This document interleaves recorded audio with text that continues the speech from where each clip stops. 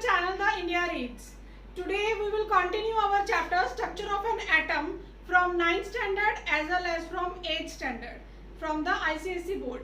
So हमारा जो Structure of Atom का जो chapter था उसकी हम लोग beginning कर चुके हैं. We have done the discovery of electrons. Electrons were discovered by J.J. Thomson and protons were discovered by Goldstein. ये दोनों टॉपिक्स हम कर चुके हैं कि इलेक्ट्रॉन्स एंड प्रोटॉन्स को कैसे डिस्कवर किया था डिस्चार्ज ट्यूब एक्सपेरिमेंट के साथ. So today we will study कि जब इलेक्ट्रॉन्स और प्रोटॉन्स दोनों डिस्कवर हो गए थे उसके बाद एटम का स्ट्रक्चर कैसे आया और किस साइंटिस्ट ने दिया. ठीक है, तो structure of atom was put forward by J Thomson. Thomson ने अपना एक मॉडल दिया, Thomson model. This is the structure of atom.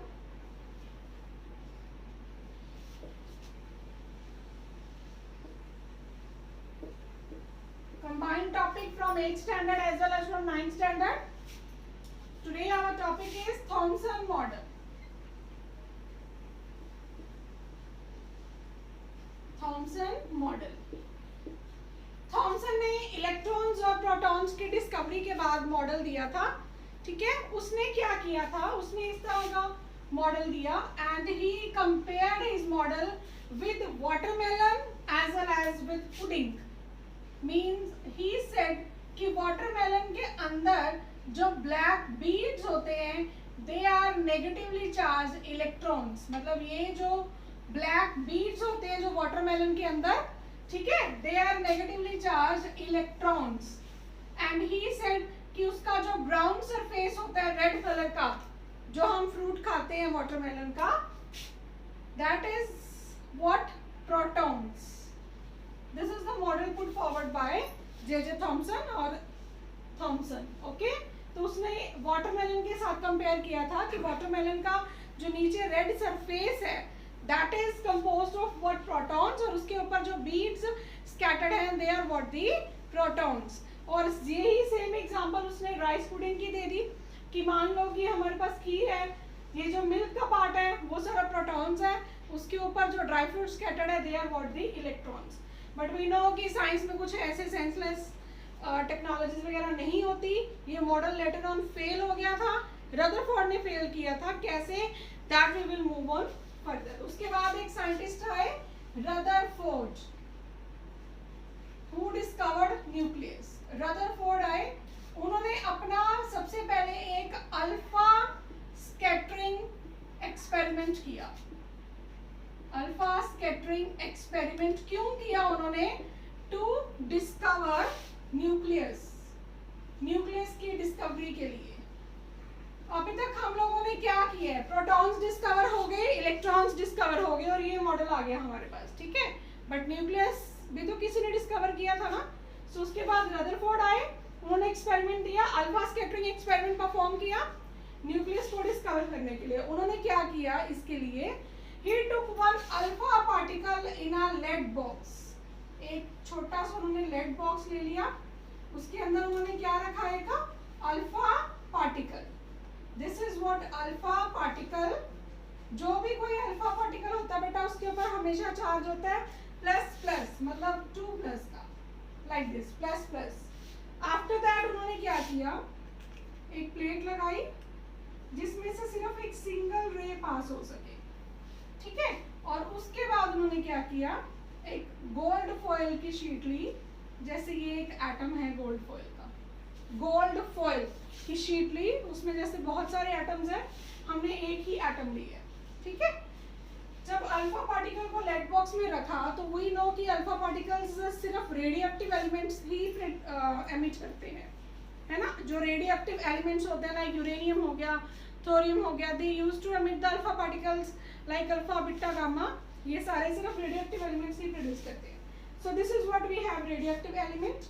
ठीक है, इसकी रेडिएशन आए लाइक दिस, इसकी सिंगल रेडिएशन यहाँ से पास हो जाएगी, बाकी यहीं पे रुक जाएगी, they will not pass. Single radiation आ गई. ठीक है, तो ये देखो ये है atom, this is what atom. तो क्या देखा जाता है कि जब ये रेडिएशन आती है इट ऑल्सो स्कैटर. ठीक है, आगे से मतलब ये जो रेडिएशन है this use to get scattered.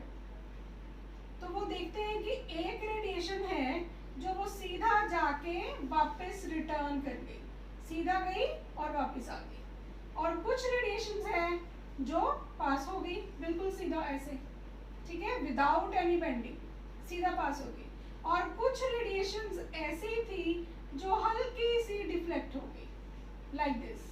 मतलब हमारे पास 3 कंक्लूजन आते हैं। फर्स्ट आता है अल्फा रे बाउंसेस बैक, मतलब रिफ्लेक्शन के बाद जो अल्फा रे है वो वापस चली जाती है, बाउंसेस बैक। सेकंड केस है हमारे पास alpha ray passes through the atom, पास हो जाएगी,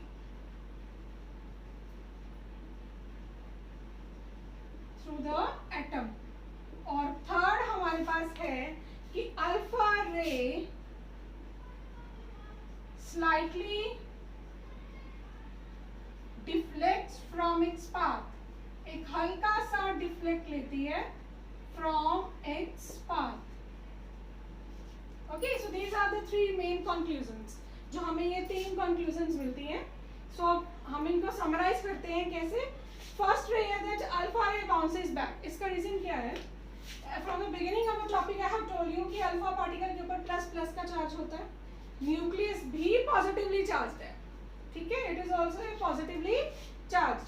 तो सेम चार्जेस रिपेल, जब सेम चार्जेस आ जाते हैं तो वे एक दूसरे से दूर जाते हैं, और अपोजिट चार्जेस अट्रैक्ट। तो यहाँ पे जब अल्फा रे जा रहा था न्यूक्लियस के ऊपर, जैसे ही स्ट्राइक किया it will return back. It means यहाँ से ये कंक्लूजन निकाला गया कि इतनी सारी रेडिएशंस में से सिर्फ 1 और 2 रेडिएशंस बाउंस बैक हुई हैं। इट मीन्स एटम के अंदर कुछ ना कुछ जरूर पॉजिटिवली चार्ज है, लेकिन वो है बहुत छोटा, क्योंकि अगर ये बड़े साइज का होता then at least there should be 10 और 20 रेडिएशंस जो बाउंस बैक होके जाती। तो हार्डली देयर इज ओनली 1 और 2 रेडिएशंस जो बाउंस बैक होके वापस जा रही हैं। तो यहाँ से ये कंक्लूजन निकलता है कि जो रे बाउंस बैक हो रही है, it means there is something positively charge inside the atom, but it is very small in size, कि जो कुछ भी पॉजिटिवली चार्ज एटम के अंदर है वो है बहुत छोटा, ठीक है। तो ये फर्स्ट कंक्लूजन आ गई थी। उसके बाद सेकंड कंक्लूजन ये that some of the rays passes through the atom, मतलब बहुत सारी रेज ऐसी थी, लार्ज नंबर ऑफ रेडिएशंस जो एटम में से सीधा पास हो गई। इट मीन्स एटम के अंदर बहुत सारी खाली स्पेस है, खाली स्पेस होने के कारण ही ज्यादा नंबर ऑफ रेडिएशंस थी, वो क्या हो गई, पास हो गई इसमें से, ठीक है। उसके बाद है कुछ इंटरमीडिएट नंबर ऑफ रेडिएशंस थी, नियर अबाउट 4 और 5, जो हल्का सा डिफ्लेक्ट हुई है। थर्ड पॉइंट है जो हल्का सा डिफ्लेक्शन, इसका मतलब वही आ जाता है सेम कि कुछ ना कुछ पॉजिटिवली चार्ज एटम के अंदर है और वो बहुत छोटा है। तो लेटर ऑन रदरफोर्ड ने नेम दिया इसको न्यूक्लियस। तो nucleus was discovered by Rutherford. Nucleus किसने डिस्कवर किया था? रदरफोर्ड ने। उन्होंने बताया कि एटम के अंदर एक बहुत छोटा पॉजिटिवली चार्ज पार्टिकल है जिसको हमने क्या बोलना है, न्यूक्लियस, ठीक है। तो nucleus is the discovery of Rutherford. उसके बाद इन्होंने एटम का स्ट्रक्चर दिया रदरफोर्ड का, कि एटम किस तरह का होता है।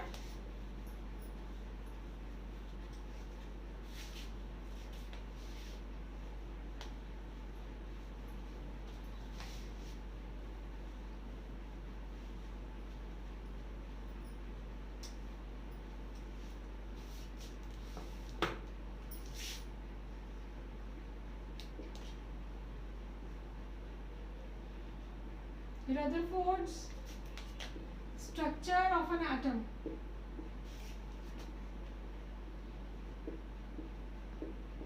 Rutherford structure of an atom.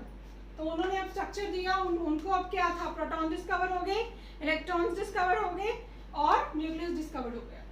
He told कि एटम के पास एक पॉजिटिवली चार्ज न्यूक्लियस है जिसके अंदर क्या है, प्रोटॉन्स। रदरफोर्ड ने बताया कि उसके अंदर क्या है, प्रोटॉन्स, ठीक है। और न्यूक्लियस के अराउंड स्पाइरल शेप में ऑर्बिट है, इस तरह की शेप में, लाइक दिस। और इस ऑर्बिट में क्या है, electrons. So this is the model given by Rutherford. तो ये रदरफोर्ड ने मॉडल दे दिया। अब इसको फेल करने के लिए कौन आया? बोहर, नील बोहर। बोहर साइंटिस्ट आए, बोहर मॉडल दिया उन्होंने, अपना मॉडल दिया। ये मॉडल देने से पहले उन्होंने रदरफोर्ड का मॉडल फेल किया। कैसे? He told that we know atom के अंदर एक पॉजिटिवली चार्ज न्यूक्लियस है, ठीक है। फिर उन्होंने कहा कि ठीक है, एटम के अराउंड ऑर्बिट है जिसमें इलेक्ट्रॉन्स रिवॉल्व करते हैं।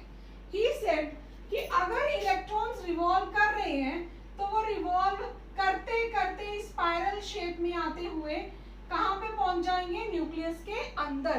तो यहाँ पे क्या हो जाएगी? Collision between electrons and nucleus. तो अगर कॉलिजन होती है इलेक्ट्रॉन एंड न्यूक्लियस में, then atom should be blast, atom blast हो जाना चाहिए, लेकिन ऐसे तो कुछ भी नहीं होता है ना। तो ये उन्होंने प्रूफ दिया कि कोई भी एटम है किसी भी ऑब्जेक्ट का, ठीक है, अगर ये मॉडल सही है तो इलेक्ट्रॉन्स रिवॉल्व करते करते प्रोटॉन में आ जाए और ब्लास्ट हो जाना चाहिए, but it is not happening, ऐसा कुछ भी नहीं होता। सो दैट इज व्हाई ये मॉडल उन्होंने फेल किया। तो बोहर ने एक अपना मॉडल दिया। बोहर ने बताया कि एक पॉजिटिव न्यूक्लियस होता है जिसके अंदर प्रोटॉन्स है, उसके बाद उसके अराउंड शेल्स होती हैं, they are known as orbit. उन्होंने शेल्स दी like this one,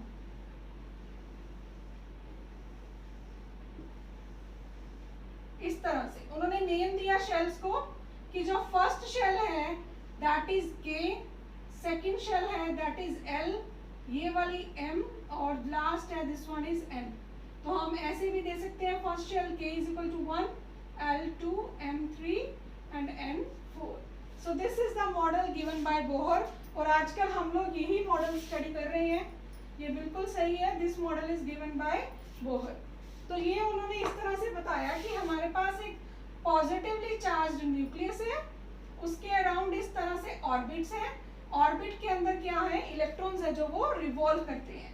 first shell K, second L, M and N. अब ये बात आ जाती है that how he told to arrange the electrons। उन्होंने ये कहा था कि जो फर्स्ट शेल है उसमें मैक्सिमम हम 2 इलेक्ट्रॉन्स ही रख सकते हैं, इससे ज़्यादा नहीं। तो फर्स्ट शेल में मैक्सिमम 2 इलेक्ट्रॉन्स, सेकंड शेल में उन्होंने कहा कि हम लोग मैक्सिमम 8 इलेक्ट्रॉन्स रख सकते हैं, इससे ज़्यादा नहीं। तो सेकंड शेल में कितने गए? 8 electrons.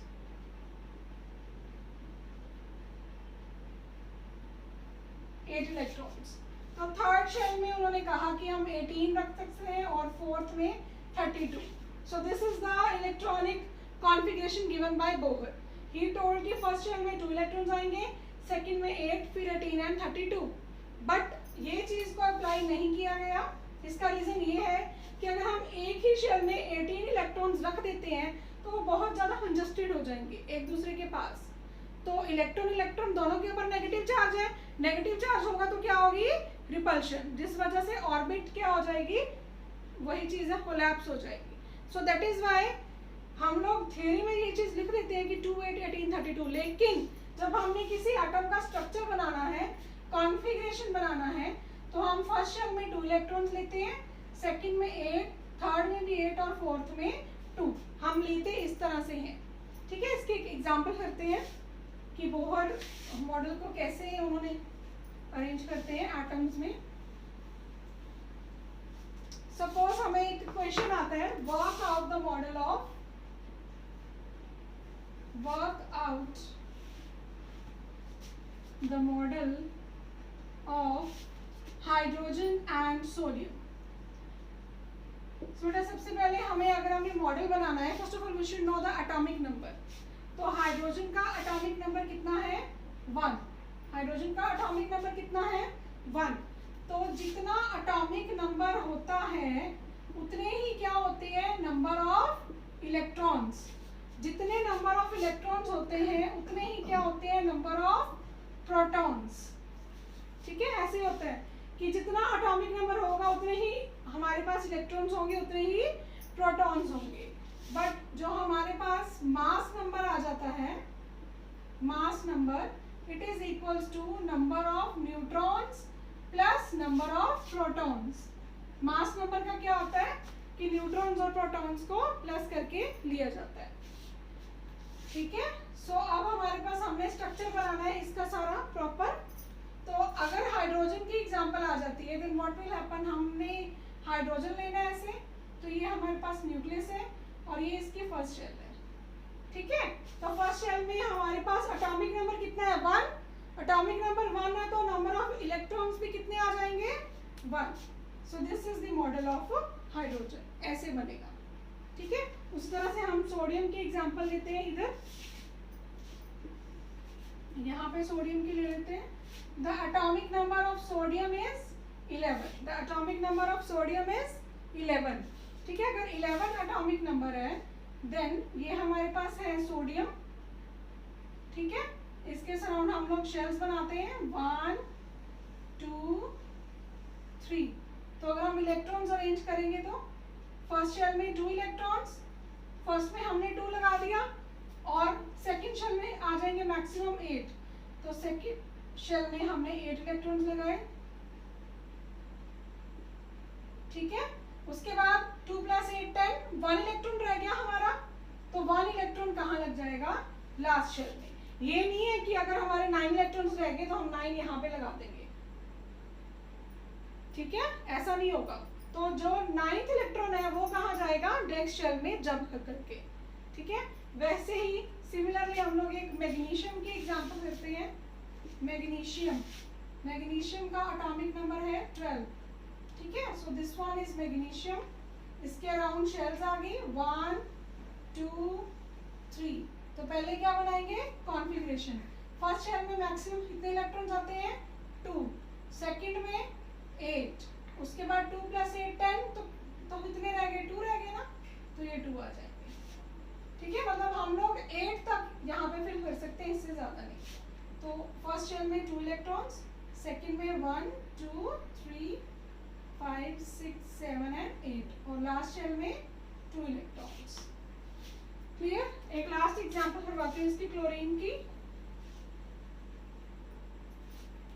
Chlorine, the atomic number of chlorine is 17, ठीक है। So this one is chlorine, इसके first shell, second and third. Configuration कैसे होगी, सेम वैसे, फर्स्ट शेल में 2 इलेक्ट्रॉन्स, सेकेंड में 8 और थर्ड में 7। So we have 2 electrons in the first shell, 1 2 3 4 6 7 and 8 electron in the second shell और 7 आ जाएंगे इधर, ठीक है। So this is what the Bohr model जो आजकल हम लोग स्टडी कर रहे हैं। ये है स्ट्रक्चर ऑफ एटम। कोई भी अगर एटम है हमारे पास तो उसका स्ट्रक्चर कैसे है, उसका स्ट्रक्चर इस तरह से, structure of atom, okay. So this is the topic which we will study today. In the next lecture we will start the new topic. So अगर आपको मेरी वीडियो अच्छी लगी then please like and subscribe the channel.